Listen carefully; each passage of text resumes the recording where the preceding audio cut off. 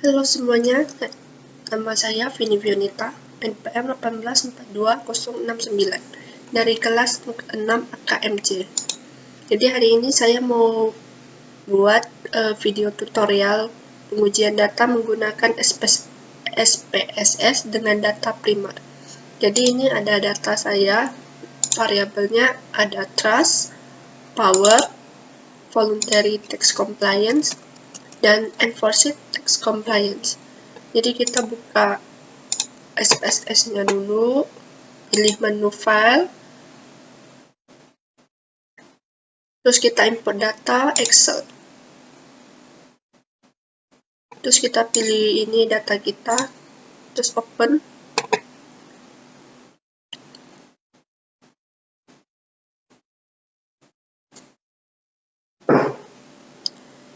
Jika sudah muncul seperti ini, tekan OK.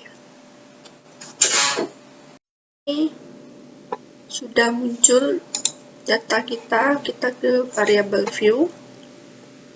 Di sini untuk measure-nya, untuk totalnya kita ubah ke scale, total power juga, total voluntary, total enforced. Scale kita ke data view. Yang pertama kita uji statistik deskriptif. Jadi ke analyze, deskripsi statistik, deskriptif. Terus kita masukin total trust ke variabel, total power, total voluntary, dan total enforced. Pilih menu option, terus kita biasanya hanya perlu mean, standar deviasi, minimum, dan maksimum. Jadi ini udah kita centang, kita tinggal continue. Oke. Jadi ini output. Yang pertama descriptive statistic.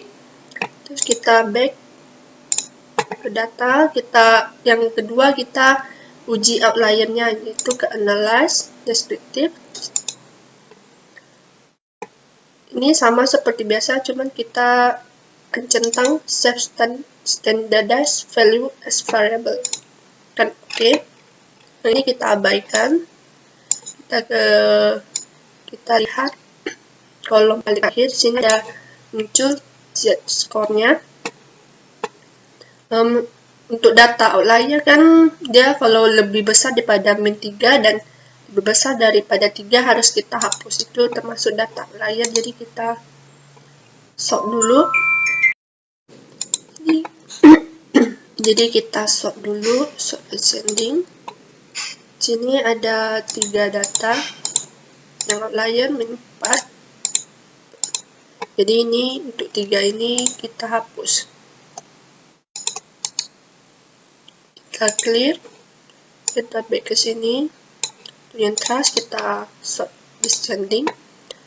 Di sini yang paling besar 1,9 sekian dan tidak ada yang lebih besar daripada 3. Jadi kita ke total power, kita sort. Nggak ada data outlier, juga nggak ada. Selanjutnya kita sort. Di sini ada 2 data outlier. Kita hapus, clear, kita back, kita sort descending, nggak ada. Jadi untuk data outlier kita ada 5. Next kita uji validitas. Kita uji menggunakan faktor, kita ke analyze, dimension reduction, faktor. Terus kita masukin item pertanyaannya satu persatu. Terus kita ke deskriptif, kita centang KMO, anti-image, extraction. Jadi kita tekan OK.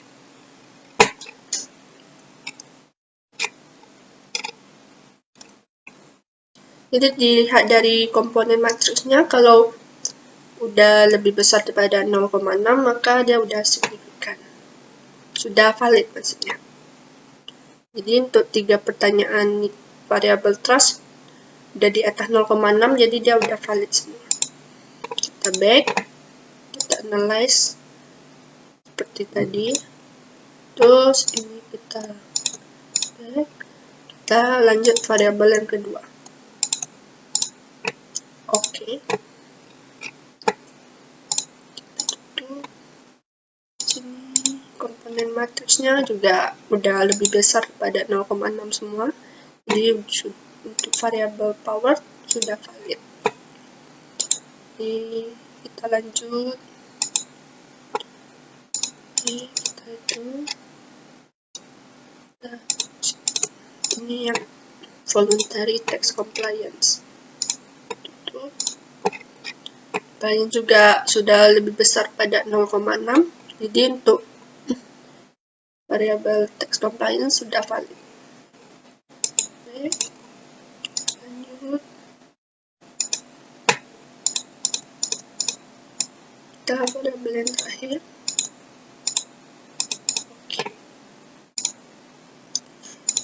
Komponen matriksnya 0,8 semua, jadi sudah pada 0, jadi sudah valid. Jadi kita lanjut uji validitas. Kita ke scale, reliability analyze, terus kita masukin seperti tadi satu-satu. Ini modelnya alpha. Ini yang dicentang item dan scale if item related. Tekan OK, terus OK. Terus kita lihat dari sini gelombang alpanya, kalau lebih besar daripada 0,6, maka dia sudah reliable. Next, variabel kedua.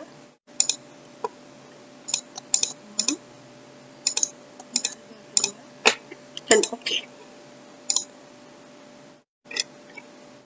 Ini gelombang alpanya juga sudah lebih besar pada 0,6 ya, jadi sudah reliable. Lanjut, reliability, kita lanjut voluntary, oke. Gelombang alpanya juga lebih besar pada 0,6, jadi sudah valid, sudah reliable. Next, variabel terakhir. Oke.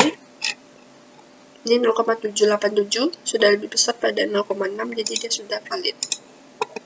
Dia sudah reliable.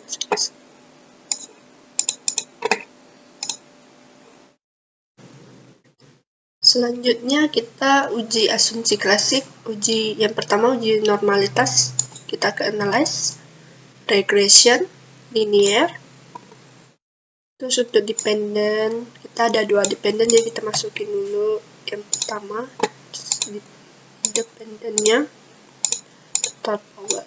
Terus kita ke plot, kita centang histogram dan normal probability plot. Continue, save. Kita centang residual yang unstandardized. Continue, terus OK.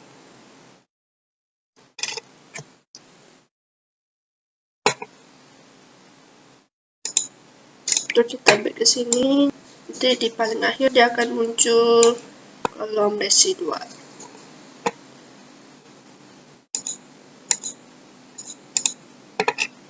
Ini untuk PP plotnya, semuanya jadi garis yang nggak ada yang terlalu jauh dari garis, jadi dia bisa dikatakan normal. Ini juga histogramnya udah bentuk lonceng. Untuk lebih pastinya kita bisa uji menggunakan one sample case. Ini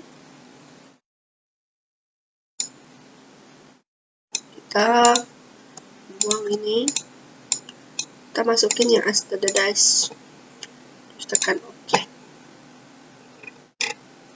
Di sini kan untuk hasilnya one sample Kolmogorov-Smirnov test.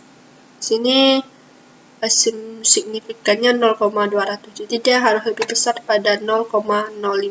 Jadi ini sudah dikatakan normal. Selanjutnya uji multikolinearitas, kita ke regression linear. Masukin kita ke statistik, kita centangnya, kita centang covariance plot terms. Terus tekan OK. Jadi ini lihatnya dari sini, nilai toleransinya harus lebih besar pada 0,1 dan nilai VIF-nya harus lebih kecil daripada 10. Jadi ini sudah dikatakan tidak terjadi gejala multikolinearitas. Jadi kita next, kita uji uji dependen yang kedua, itu total enforce. Jadi untuk enforce-nya sama nilainya, toleransinya sudah lebih besar daripada 0,1 dan nilai VIF-nya lebih kecil pada 10. Jadi tidak terjadi gejala multikolinearitas. Jadi selanjutnya kita uji heteroskedastisitas. Yang pertama analyze, regression, linear. Terus kita pertama masukin ke statistik, ini centang balik, estimate dan model fit, continue. Plotnya, JPEG-nya kita masukin ke S receipt-nya kita masukin ke Y, continue, save, OK, lalu tekan OK.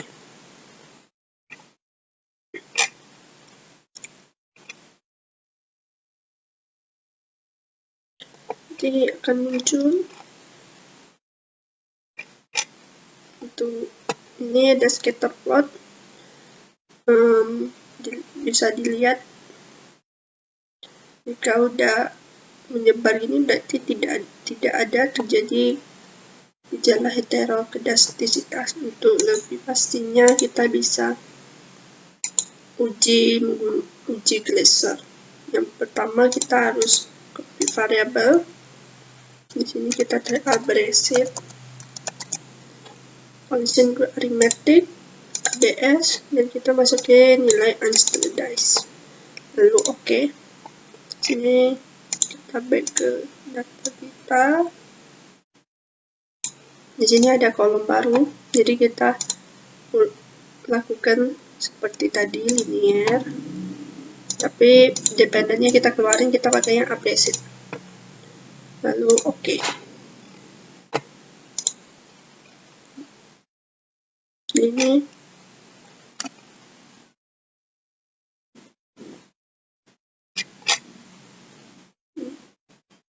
dengan data uji Glaser bisa dilihat ada penumpukan satu garis, berarti ini ada yang terjadi gejala heteroskedastisitas. Nilai signifikannya untuk trust-nya 0,11 lebih kecil dari pada 0,05, berarti dia terjadi gejala heteroskedastisitas. Kalau untuk powernya 0,99 lebih besar, berarti dia tidak terjadi gejala heteroskedastisitas.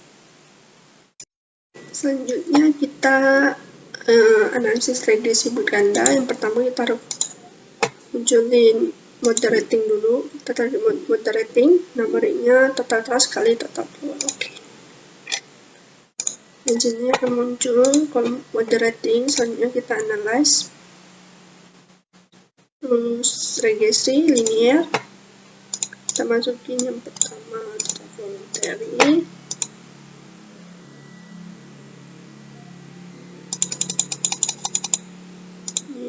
Next. Datanya next. Rating next. Kita mau kena tadi.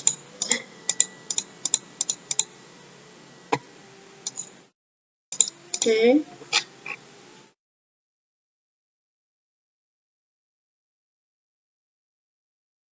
Untuk adjusted square-nya, untuk model pertama Ini dependent voluntary tax compliance ya. Jadi untuk model pertamanya dan pertama 0,078. Terus untuk model kedua setelah kita tambahin variable power dia meningkat jadi 0,083. Dan model ketiga ketika kita tambahin moderating dia meningkat lagi jadi 0,129.